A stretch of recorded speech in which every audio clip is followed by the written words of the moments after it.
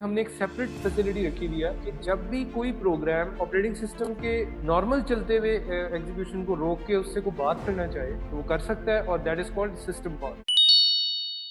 अच्छा, अब हमने दोबारा एक पिक्चर की तरफ मैं वापस आ रहा हूँ। The reason for that is that I want you to put your mind to the fact कि हमने मान लिया था कि एक वक्त में दो लोग आपस में बात करेंगे क्योंकि मीडियम शेयर्ड है।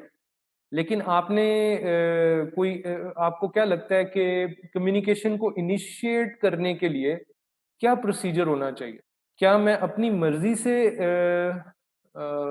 डिवाइसेस को कहूं, अगर मैं ऑपरेटिंग सिस्टम हूं, मैं अपनी मर्जी से डिवाइस को कहूं जी आप दो बात करना शुरू कर दें या आप कर दें, या डिवाइसेस की अपनी जरूरत ज्यादा लॉजिकल है? प्रायोरिटी की देखें, प्रायोरिटी तब आएगी जब पहले डिवाइसेस को जरूरत तो होगी कम्युनिकेट करने की। हो सकता है जरूरत ही नहीं हो सकता है कि यूएसबी कंट्रोलर खाली पड़ा हो, उसको जरूरत ही नहीं बात करने की। तो पहली चीज है जरूरत। whenever a device needs to talk to another device, that need must be communicated to the operating system। तो आपके जहन में क्या आइडिया आता है उसके लिए? क्या ऐसा तरीका होना चाहिए जो कि बड़ा सोशली एक्सेप्टेबल भी हो और वो बड़ा नाइस भी हो और उसमें किसी किस्म की केओस ना मचे, लड़ाई ना हो? वो नीड कैसे कम्युनिकेट करेंगे आप मुझ तक कि हम दो बात करना चाहते हैं? कोई कोई जेहन में आता है? कोई स्कूलिंग से कोई ऐसी चीज जो टीचर्स ने हमेशा, एक टीचर्स एक बात, permission, raise your hand, show of hand कहते नहीं आपने, raise your hand when if you have to talk, raise your hand. वो क्यों कहते हैं इस तरह? क्योंकि जब हम मेच्योर हो जाते हैं ना उस वक्त इसकी जरूरत इसलिए नहीं इतनी पड़ती क्योंकि हमें अंदाजा होता है कि कौन इस वक्त नहीं बोलेगा और इस वक्त मैं ही बोलने वाला हूँ। उसमें भी समटाइम्स हो जाता है, लेकिन जब आप छोटे होते हैं उस वक्त ये सिखाया इसलिए जाता है कि you have to put your mind to the fact कि you have to take permission. Actually what's happening is instead of permission, ज्यादा बेहतर तरीका ये होगा कहने का कि you are informing the supervising authority that now I am ready to talk, I want to talk. वो जो नीड थी ना वो कम्युनिकेट किया आपने विद द सुपरवाइजर। तो प्रोग्राम्स या डिवाइसेस ऑपरेटिंग सिस्टम को बताती हैं कि now we need to talk to another device. हाथ तो खड़ा नहीं कर सकते, वो उनके हाथ ही नहीं है, तो वो क्या करेंगे? कोई ऐसी चीज होनी चाहिए a device needs to tell the operating system that the device is ready to talk to another device, right? So they cannot raise their hands, so instead what they do is, computers में क्या होता है कि हमने हर device का CPU के साथ connection किया हुआ है जो कि डेटा और इंस्ट्रक्शन ट्रांसफर के लिए तो है ही, लेकिन एक सेपरेट एक वायर है जो कि डेडिकेटेड है इस काम के लिए, जो कि बताती है डिवाइस जिसके थ्रू सीपीयू को बताता है कि now I am ready to say something. उसको कहते हैं interrupt line, that is called the interrupt. अच्छा, अगर इंटरप्ट ना होते तो क्या होता? मेरे मेरे मैं एक ऑपरेटिंग सिस्टम था और मेरे कंप्यूटर में 5 डिवाइसेस थी। मैं पहले फर्स्ट डिवाइस के पास जाता, कहता कि आपको तो नहीं कोई कम्युनिकेशन की जरूरत।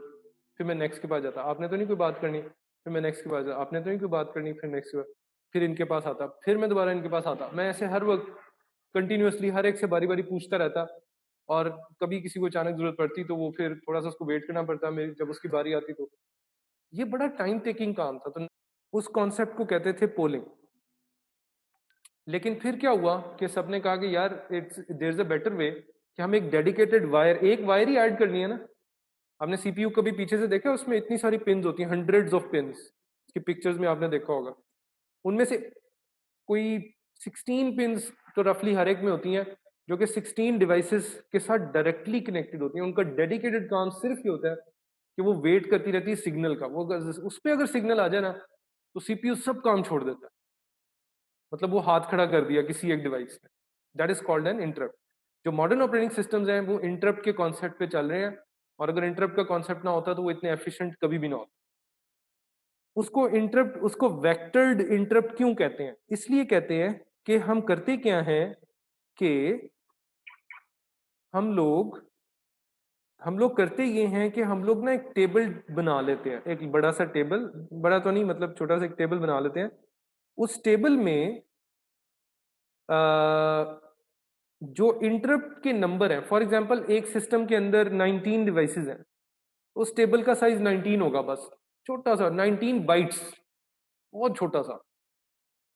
हर एक बाइट रिप्रेजेंट करी होगी डिवाइस को। फॉर एग्जांपल ये थोड़ी सी अलाइनमेंट का इधर इशू है, ये प्रिंटर का इंटरप्ट नंबर है 2 और कीबोर्ड का इंटरप्ट नंबर है 3 और यूएसबी का इंटरप्ट नंबर है 6। ठीक है, ये मैंने ऐसे ही फॉर एग्जांपल लिखा हुआ। अच्छा, उस टेबल की जो दूसरी साइड होती है ना, उस पे लिखा होता है कि अगर वो डिवाइस अपना हाथ रेज करती है या सीपीयू को कहती है कि now I want to say something, तो मुझे as a response to that raise of show of hand operating system ने क्या एक्शंस लेने हैं। अब उसकी एग्जांपल अच्छी क्या होगी कि प्रिंटर चल रहा था, बड़े आराम से चल रहा था, उसमें पेजेस प्रिंट हो रहे थे, ऑपरेटिंग सिस्टम अपना काम कर रहा था। चलते चलते प्रिंटर के अंदर इंक खत्म हो गई, तो प्रिंटर ने क्या किया कि जो डेडिकेटेड लाइन हमने उसको असाइन की हुई थी, उसने उस पर सिग्नल भेज दिया सीपीयू, जिस शो उसने हाथ खड़ा कर दिया कि जी सॉरी इंक खत्म हो गई। ऑपरेटिंग सिस्टम ने इस दौरान कोई काम नहीं किया, वो प्रिंटिंग चल रही थी, ऑपरेटिंग सिस्टम अपने कामों में लगा हुआ था। तो जैसे ही उसको वो सिग्नल मिला इंटरप्ट का, तो ऑपरेटिंग सिस्टम ने क्या किया कि जी वो इंटरप्ट वेक्टर के ऊपर फौरन चला गया। इंटरप्ट वेक्टर पे जाके देखा कि प्रिंटर के रिस्पांस की जो कोड है वो कहाँ लिखा हुआ है, 96 पे। तो मेमोरी के अंदर वो गया लाइन नंबर 96 के ऊपर। 96 के आगे जितना कोड था वो कोड किसका था, प्रिंटर का कोड था। अब उसने उसमें ढूंढना शुरू किया, तो कुछ जगह लिखा हुआ था कि अगर पेज खत्म हो जाए तो क्या करना है, मैसेज डिस्प्ले करना है। फिर आगे लिखा हुआ था कि अगर इंक खत्म हो जाए तो क्या करना है।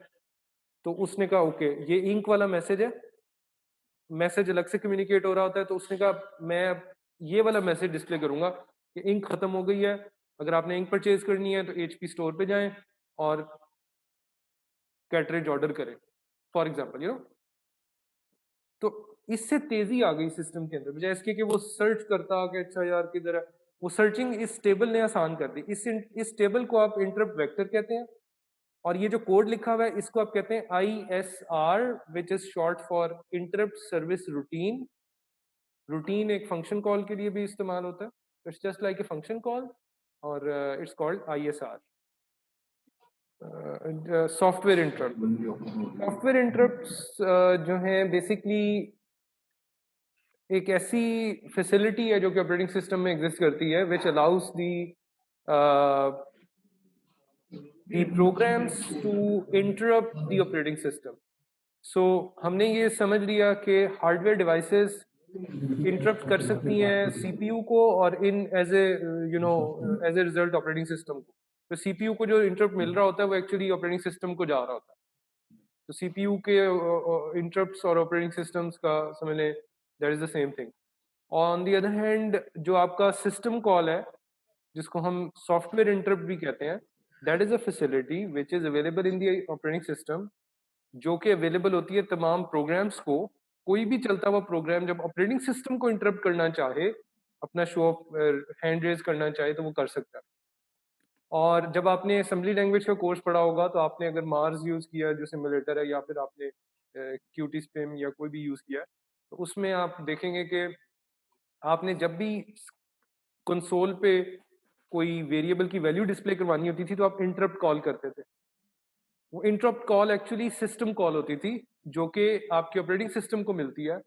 और क्योंकि स्क्रीन पे डिस्प्ले करवाना या कंसोल पे डिस्प्ले करवाना वो एक प्रोग्राम की डायरेक्ट उसमें नहीं आता, एक प्रोग्राम की डायरेक्ट प्रोविजन में नहीं आता। तो उसके लिए क्या करते हैं कि हमने एक सेपरेट फैसिलिटी रखी हुई है कि जब भी कोई प्रोग्राम अपना हाथ रेस करना चाहे या ऑपरेटिंग सिस्टम के नॉर्मल चलते हुए एग्जीक्यूशन को रोक के उससे को बात करना चाहे, तो वो कर सकता है, और that is called system call. System calls are special function calls which are built inside the operating system. They are sent by the programs, they are received by the operating system. और system calls are highly low level, highly low level थोड़ा contradictory हो गया, लेकिन बहुत ज्यादा low level की चीज है। मतलब सिस्टम कॉल के नीचे डायरेक्टली आपका कर्नल होता है, तो कर्नल का और आपके प्रोग्राम्स की आपस में कम्युनिकेशन का इंटरफेस क्या हुआ? System calls. और सिस्टम कॉल्स चूंकि इतनी लो लेवल है तो वो एक्सट्रीमली वेल डिफाइंड होती हैं, एक्सट्रीमली फाइनाइट होती हैं। जैसे लिनक्स के अंदर 300 समथिंग सिस्टम कॉल्स हैं और कई साल के बाद कोई 1 2 4 ऐड होती हैं, उससे ज्यादा वो चेंज नहीं होती। जिस वर्जन में जो सिस्टम कॉल ऐड हो गई बस वो फिक्स हो गई। तो system calls are really really, वो करती क्या है वो इसके बाद हम देखेंगे कि वो जो भी फीचर्स हैं ऑपरेटिंग सिस्टम के, अगर उस फीचर में से किसी फीचर की जरूरत किसी प्रोग्राम को पड़ गई है और वो प्रोग्राम वो रिक्वेस्ट करना चाहता है वो feature from the operating system, तो वो सिस्टम कॉल को यूज करते हुए करता है। और ये छोटे छोटे कॉन्सेप्ट्स हैं जो कि आप समझ लें हम इसमें देख रहे हैं।